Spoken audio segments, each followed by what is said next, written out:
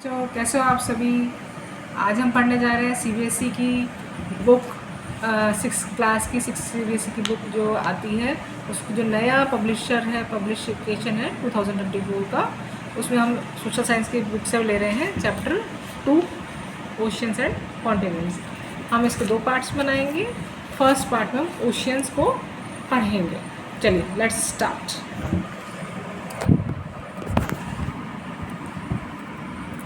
The oceans together hold most of the water available on the planet. जो maximum जो पानी है वो ओशियंस को होल्ड करते हैं, but this sea water is salty and unfit for consumption by most land animals including humans. वो ये कह रहे हैं कि जो सी वाटर बहुत ज़्यादा सॉल्टी है और अनफिट फॉर कंजप्शन है, मतलब हम उसको यूज़ नहीं कर सकते, जितने भी लैंड एनिमल्स हैं यहाँ तक कि इंसान भी। Other than on the other hand fresh water makes up a very small proportion of the planet's water resources. It is found in glaciers, rivers, lakes, in the atmosphere and also underground. The last is called groundwater. अब है इसके अलावा भी जो है ना, हमें fresh water जो मिलता है, पानी जो मिलता है, वो अदर वाटर जो सोर्सेज हैं वो है ग्लेशियर्स है, रिवर्स है, लेक्स है, क्योंकि हमारे एटमॉस्फेयर में मौजूद है। और द लास्ट है वो है अंडरग्राउंड वाटर, जिसको हम की यूज़ कर पाते हैं। हम ओशंस की बात कर रहे हैं। इसमें on the world map in figure 2.3 on page number 32 we can observe 5 oceans: the Pacific Ocean, the Atlantic Ocean, the Indian Ocean, the Arctic Ocean and the Southern or Antarctic Ocean. मतलब mainly 5 oceans हैं, main 5 oceans हैं. The first one is Pacific, the another one is Atlantic Ocean, the third one is the Indian Ocean, the another is fourth is the Arctic Ocean, and the last is Southern Ocean or Antarctic Ocean.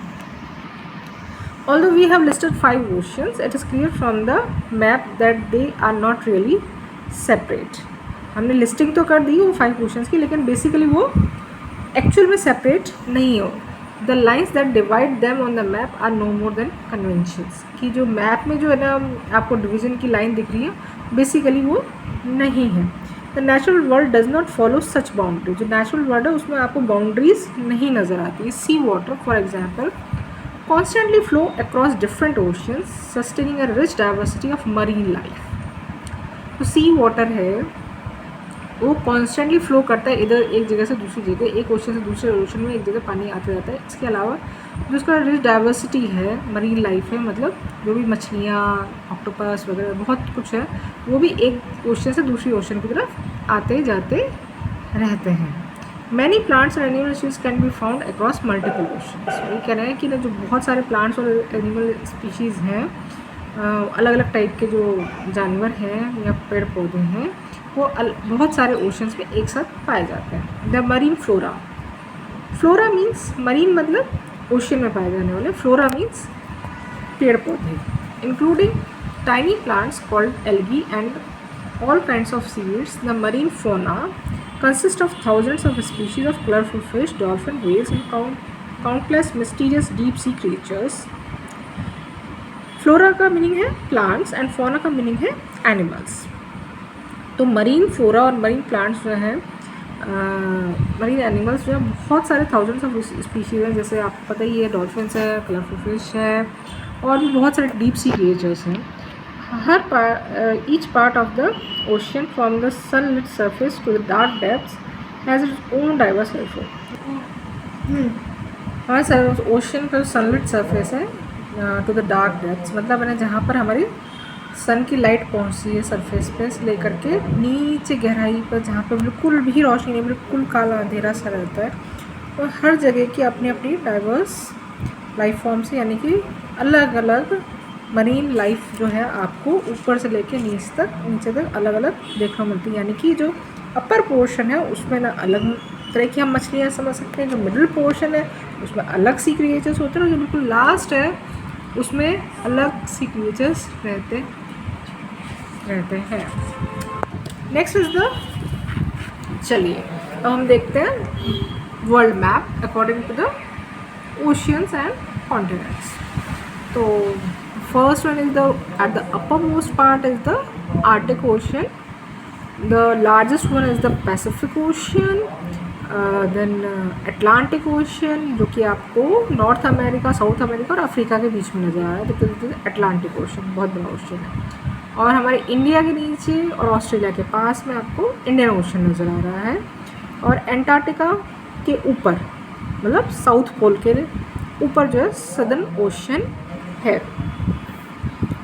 अगर हम इनका location देखें तो the largest one is the Pacific Ocean, then Atlantic Ocean, then Indian Ocean, then Southern Ocean and the Arctic Ocean. It is visible on the map that the Pacific Ocean is the largest of all, followed by the Atlantic Ocean. The Indian Ocean is the third largest, while the Southern Ocean is the fourth. The smallest one is the Arctic Ocean. ये कह रहे हैं कि जो Pacific ocean है वो सबसे largest है। इसको हम दोनों साइड से देख सकते हैं, तो ये लार्जेस्ट ओशन है। देन अटलांटिक ओशन यहाँ पर, सेकंड नंबर पे अटलांटिक ओशन, थर्ड नंबर पे इंडियन ओशन है, फोर्थ नंबर पे सदर्न ओशन है एंटार्क्टिका से जस्ट ऊपर, और जो सबसे छोटा है वो है आर्कटिक ओशन, यानी कि नॉर्दर्न हेमिस्फीयर वाला जो ओशन है वो है आर्कटिक ओशन, जो कि स्मॉलेस्ट ओशन है। Don't miss out, as the map of oceans makes clear the main limits of the Indian Ocean are Asia to the north, Africa to the west and Australia to the east, apart from the Southern Ocean in the south। वो ये कह रहे हैं कि जो हमारा जो Indian ocean है उसका क्या है, उसकी लिमिट्स क्या है, कि एशिया के नॉर्थ तक, यहाँ तक ऊपर तक आ रहा है, अफ्रीका के वेस्ट साइड में है, ऑस्ट्रेलिया के ईस्ट साइड में है, और सदर्न ओशन से थोड़ा सा ऊपर है। On the other side of India, we find two parts of Indian Ocean, Arabian Sea to the west and Bay of Bengal to the east। वो ये कह रहे हैं कि ना इस साइड में जो है अफ्रीका वाली जो साइड है उस साइड है ना आपका आता है अरेबियन सी, और बंगाल वाली साइड जो है वहाँ पे आती है बे ऑफ बंगाल। ये इंडियन ओशन का एक्सटेंशन है जो कि सीज में हमें नज़र आता है। Oceans and disasters, returning to the picture of the earth at the start of this chapter, you may have noticed white shapes across the globe। हमारे जब हमने स्टार्ट किया था तो हमें ग्लोब का एक पिक्चर दिखा था, यहाँ पर ये पिक्चर हमको दिखाया दिया था। Did you guess what are they? They are large masses of clouds. बहुत सारे क्लाउड्स हमको नज़र आ रहे हैं। Such clouds bring rain to the continents, for instance the monsoon rains we in India expect every summer originate in the ocean. Actually में जो monsoon rains की जो एक्सपेक्टेशन होती है वो बेसिकली उसका ओरिजिनल जो होता है वो यहाँ से हमारे ओशन से होता है, हमारे सीज से होता है। Without such rain our agriculture all life forms will suffer. अगर बारिश नहीं होगी तो सारा एग्रीकल्चर जो है हमारा, हमारी जितनी खेती है, हमारा पानी, ये वो सब कुछ बिगड़ जाएगा, सब प्रॉब्लम आएगा। But oceans often also give rise to storms, violent event with extreme rainfall or very strong ones such as cyclones, which can cause widespread damage to coastal regions of the world। वही कह रहे हैं कि है ना, माना कि है ना ये जो पूरे हमारे ओशन से वो रेन्स लाने के लिए ज़रूरी है।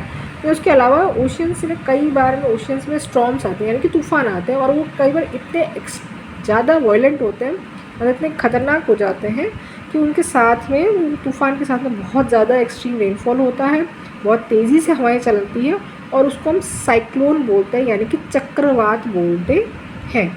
साइक्लोन्स जो आते हैं, जब भी आते हैं तो है ना, जो हमारा जो ये कोस्टल पार्ट है हमारे इंडिया का या वर्ल्ड का, उसमें बहुत ज़्यादा डैमेज होता है, बहुत ज़्यादा नुकसान होता है।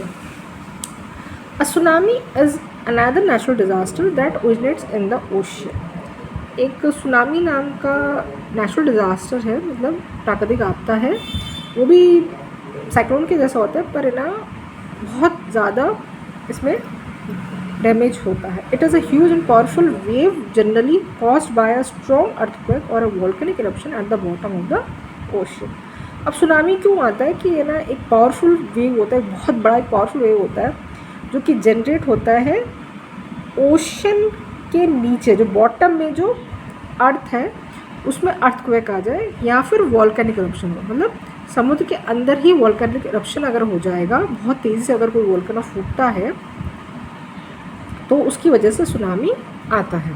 Tsunamis can travel thousands of kilometre and submerge coastal areas causing wide spread damage. और सुनामीज जो हैं वो थाउजेंड्स ऑफ किलोमीटर जो है वो ट्रैवल कर लेती हैं और ना जो कोस्टल एरियाज है उनको डुबो देती हैं और बहुत ज़्यादा डैमेज क्रिएट करती हैं। Oceans and lives. Oceans and continents are vital parts of the environment and affect most of aspects of our lives. Even if we do not notice it, we have mentioned that all oceans send rains to the continents. This is part of Earth's water cycle, which you will further study in science. ये कहना चाहते हैं कि ocean और continents का एक vital part है जो कि है ना एनवायरनमेंट में ये प्ले करता है, रोल प्ले करता है, हमारी लाइफ के लिए रोल प्ले करता है इनका जो साथ में जो इनका एस्पेक्ट है। और स्पेशली ओशंस का क्या काम है कि वो रेन को पहुंचाते हैं कॉन्टिनेंट्स तक, जो कि अर्थ का वाटर साइकिल जो है वो कंप्लीट करता है। और आगे हम इस वाटर साइकिल को साइंस में पढ़ेंगे। Without oceans for instance there would be no rainfall, the earth would be a desert. अगर रेनफॉल नहीं होगा तो अर्थ जो है वो बिल्कुल डेजर्ट हो जाएगा, रेगिस्तान हो जाएगा। More than half of the world's oxygen is produced by the oxygens flora, which is why they are called the planet lungs. That means कि जो वर्ल्ड का जो पूरा ऑक्सीजन है वो मेनली ओशियंस के फ्लोरा से आता है, यानी कि ओशियंस में जो पेड़ पौधे हैं वो हमें वर्ल्ड का ऑक्सीजन प्रोवाइड करते हैं, इसीलिए उनको प्लैनेट लंग्स कहते हैं। मैंने ये पूरे हमारा जो अर्थ प्लैनेट है उसका जो लंग है वो ओशियंस का फ्लोरा है, ओशियन के अंदर जो पेड़ पौधे हैं वो है। तो oceans therefore play a crucial role in regulating the climate and sustaining life on the earth. Actually oceans जो है वो हमारे क्लाइमेट को रेगुलेट करते हैं और जो हमारे अर्थ पे जो लाइफ चल रहा है उसको भी रेगुलेट करते हैं। Oceans have deeply impacted humanity in many other ways. From early times, people have used oceans and seas to migrate to other oceans, to trade in all kinds of goods, to conduct military campaigns, and as a source of food through fishing. यानी ये कह रहे हैं कि है ना oceans का हमारे ह्यूमैनिटी पे, हमारे मानवता में बहुत बड़ा इम्पैक्ट है अलग अलग तरीके से।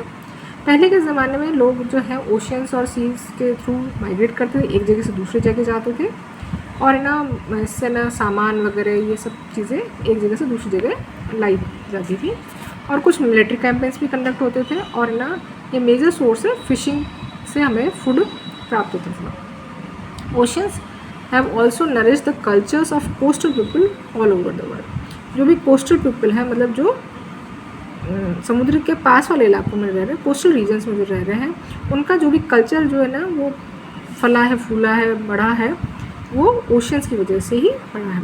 Almost all of them have tales and legends about the seas, sea gods and goddesses, sea monster and treasures from the sea, the oceans danger but also their blessings.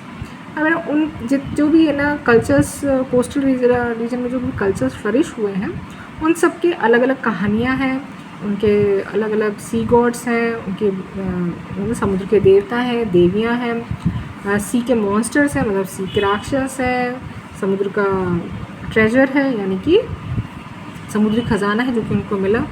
ये सारे, इसके अलावा ओशंस में डेंजर भी है लेकिन उनकी कृपा भी है, ब्लेसिंग्स भी है, उसका आशीर्वाद भी है। चलिए अब हमने इस पोर्शन में आज हमने ना ओशंस को पूरा कवर किया है। नेक्स्ट पार्ट में, सेकंड पार्ट में इसी चैप्टर के हम कॉन्टिनेंट्स को कवर करेंगे जो कि बहुत ही एक्साइटमेंट होने वाला है। Please share, like and subscribe my channel study with Meena with your friends, relatives and teachers. Thank you, bye.